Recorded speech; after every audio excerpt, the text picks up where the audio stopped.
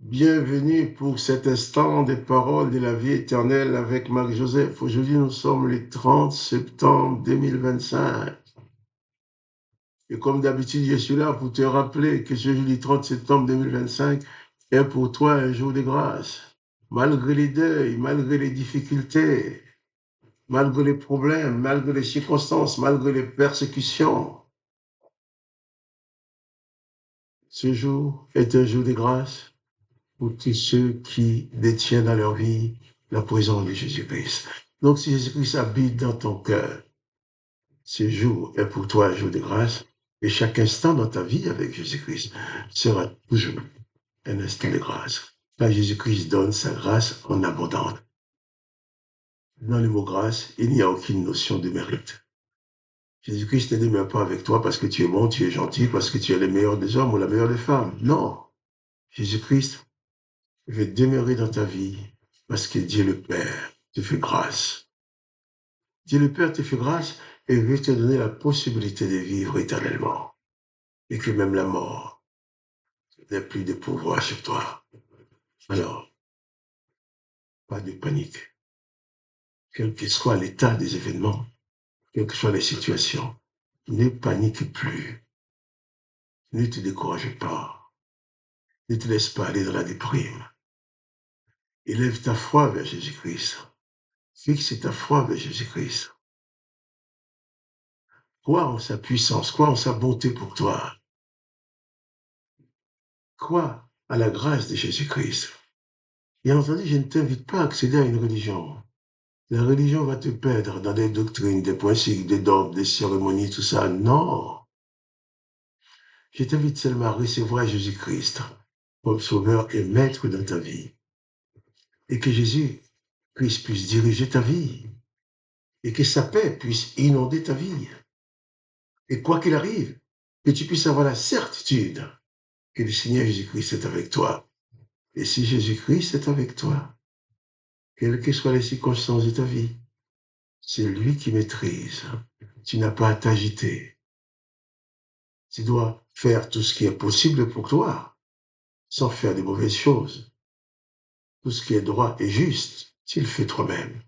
Mais ce que tu ne peux pas faire, tu peux compter sur la présence du Seigneur Jésus-Christ pour agir en ta faveur. Car Jésus-Christ dit qu'il est le bon berger. Il n'est pas un berger comme les autres. Imagine-toi Jésus-Christ parmi le peuple d'Israël qui tous les jours proclame que l'Éternel est leur berger, il ne manquerait de rien. Adonai Roi, il disait en hébreu, l'Éternel est leur berger. Mais Jésus arrive. Jésus ne leur a pas dit que l'Éternel n'était pas un berger. Mais Jésus dit, moi, je suis le bon berger. Le bon berger qui n'ôte pas la vie au pécheur. Le bon berger qui ne tue pas le pécheur. Le bon berger qui ne fait pas du mal à celui qui agit mal. Le bon berger qui n'extermine pas le peuple. Jésus est le bon berger qui n'exerçait pas la vengeance contre toi. Jésus-Christ est le bon berger qui ne t'accuse pas. Jésus-Christ est le bon berger qui ne va pas commander que la terre s'ouvre et engloutit ceux qui ont péché. Jésus-Christ est le bon berger qui ne va jamais te demander d'exercer la vengeance comme c'est fait dans l'Ancien Testament. C'est pourquoi Jésus-Christ dit, je suis le bon berger. Le bon berger qui est Jésus, au lieu de tuer le pécheur, il donne sa vie pour chacun de nous. Car comme moi, je ne crois pas que tu peux proclamer que tu es parfait. Jésus-Christ, lui, il est parfait. Avant de tuer Jésus-Christ, Pilate l'a déclaré non coupable. Je ne trouve aucun mal dans cet homme. Mais il l'a livré pour être crucifié. Pourquoi? Parce que Jésus a donné sa vie pour toi. Il a subi cette peine pour que toi, tu n'aies plus à le subir. Mais seulement, il dit aussi, celui qui croit en moi. C'est pour ça que je t'invite à placer ta confiance en Jésus-Christ. Tu vas peut-être me dire, j'ai ma religion. Ta religion, mettez-la à la poubelle. Ta religion ne peut pas te sauver. Ta religion va te diviser avec les autres. Ta religion peut te conduire même à détester les autres. Ta religion va te conduire même à tuer les autres.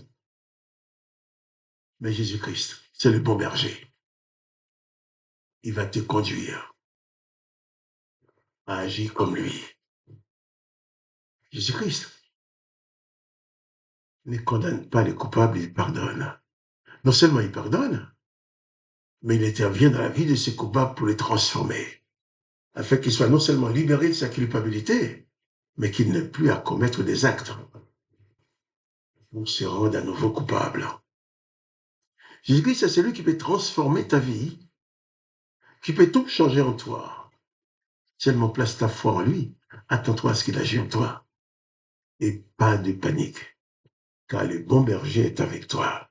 Je reviens sur ces textes de Matthieu chapitre 18, là, verset 19. Jésus dit à Pierre, je te donnerai les clés du royaume des cieux. Nous avons parlé de cette clé hier, mais il a dit encore autre chose.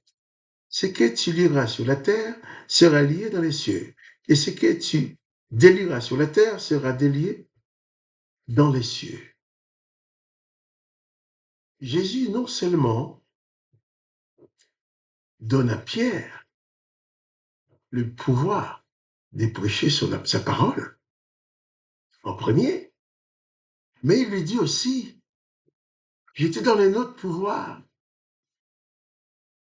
Si tu lis quelque chose sur la terre, les actes que tu poses sur la terre auront tous des répercussions dans les cieux. Tu te rends compte? Si tu es en Jésus-Christ, si tu es en Jésus-Christ, Jésus-Christ ne te demande pas de lier des hommes. Au contraire, si on rencontre un homme qui est lié, il faut le délier, lui donner la liberté. Jésus-Christ ne te demande pas de condamner, de juger les gens, de maudire les gens, non. Si l'Esprit de Jésus-Christ en toi, il ne sortira jamais de ta bouche aucune parole de malédiction contre les autres. Mais Jésus-Christ dit seulement, dans tes comportements avec les autres, quand tu prononces une bénédiction sur la vie de quelqu'un, cette bénédiction va se manifester parce que Dieu le Père qui est dans les cieux va entendre que toi, tu as décidé de bénir cette personne. C'est lui qui va manifester cette bénédiction dans la vie de l'autre.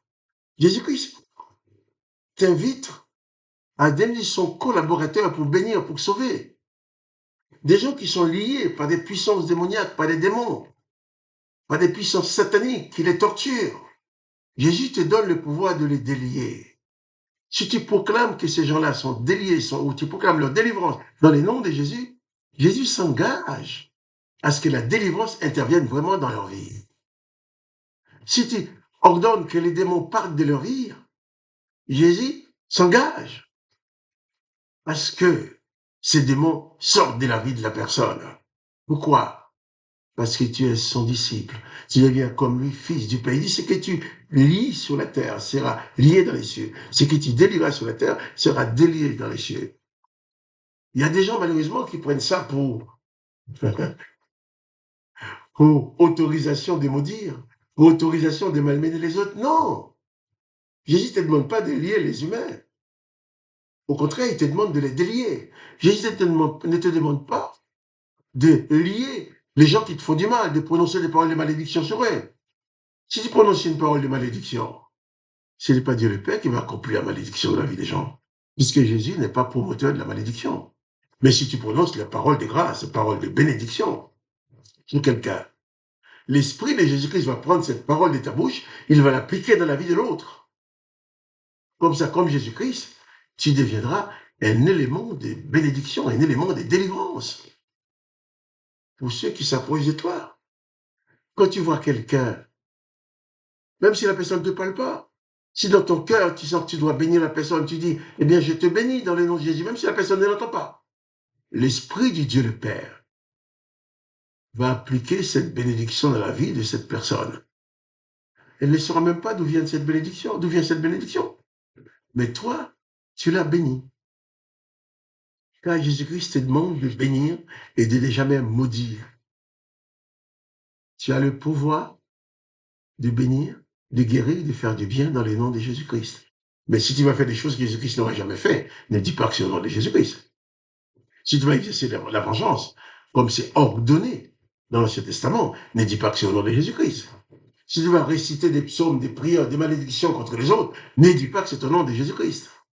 Jésus-Christ dit à Pierre, et à toi aussi qui crois en lui,